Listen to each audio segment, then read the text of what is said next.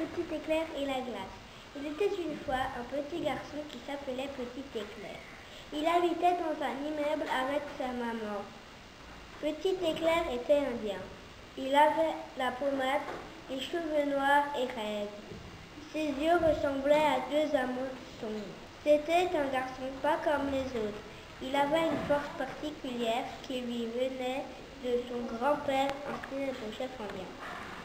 Un jour, Petit éclair dit à sa maman: « J'ai envie de manger une glace, s'il te plaît. » Et il partit immédiatement chez le glacier. Le petit garçon choisit une belle glace à la vanille. Il adorait ce parfum.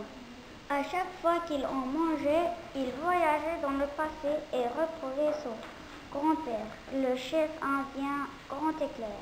Mais alors qu'il voulait traverser la rue, il fit tomber sa glace sur le passage piéton. La maman lui dit: « Je ne peux pas en acheter une autre, puisque c'était la dernière à la vanille. » Petit éclair était déçu, car il ne pourrait pas manger de vanille, et sans la vanille, il ne pouvait pas voyager dans le passé et retrouver son ancêtre Grand Éclair, le chef indien au pouvoir magique.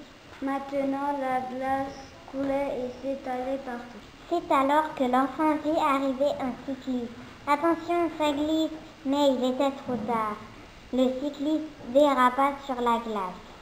Une voiture arriva puis freina brusquement pour ne pas écraser le cycliste qui pataugeait dans la flaque de vanille.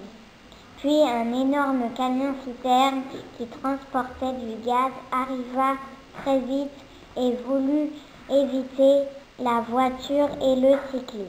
Il fonça alors sur la station essence du quartier. Il eut une terrible explosion et le feu se déclencha. Comme il y avait beaucoup de vent ce jour-là, l'incendie se propagea en quelques minutes. La police arriva sur les lieux de l'accident et un agent interrogea la maman de Petit Éclair. Elle expliqua ce qui s'était passé. Nous embarquons la glace, décida la police, puis ils mirent les menottes à la coupable et la jetèrent dans le camion de police. La sirène des pompiers retentit dans toute la ville et les nombreux camions-citernes rouges arrivèrent à toute vitesse. De hautes flammes détruisaient tout sur leur passage. Le capitaine des pompiers hurla: « Nous n'arriverons jamais à éteindre le feu, il nous faudra un miracle. » Au même instant, Petit Éclair dit à sa maman: « Je veux ma glace à la vanille parce que je peux sauver la ville. » Ils foncèrent jusqu'au poste de police et l'enfant s'écria: « Donnez-moi ma glace, s'il vous plaît, car je peux éteindre l'incendie. » Soudain, un des policiers reconnut Petit Éclair. « Je connais ce garçon, c'est le petit-fils de Grand Éclair, le puissant chef indien au pouvoir magique. Il peut faire quelque chose pour nous. » Alors, notre jeune héros repartit avec sa glace pour tenter l'impossible. Dès qu'il goûta à la vanille, Petit Éclair revit son grand-père. Il partit chercher un petit coffre caché sous son lit et en sortit 4 couleurs: le bleu pour la pluie, le gris pour les nuages, l'orange pour le coucher de soleil et le brun pour la terre mouillée. Il mit un trait orange sur le nez, un trait gris sur son front, 2 traits bleus sur chaque joue et un trait brun sur le menton. Il monta les escaliers de l'immeuble pour aller sur la terrasse, puis il hurla: « Grand héros cendré, laisse venir la pluie torrentielle pour éteindre ces flammes. » Et il se mit à danser en tournant sur lui-même et en découvrant un cercle.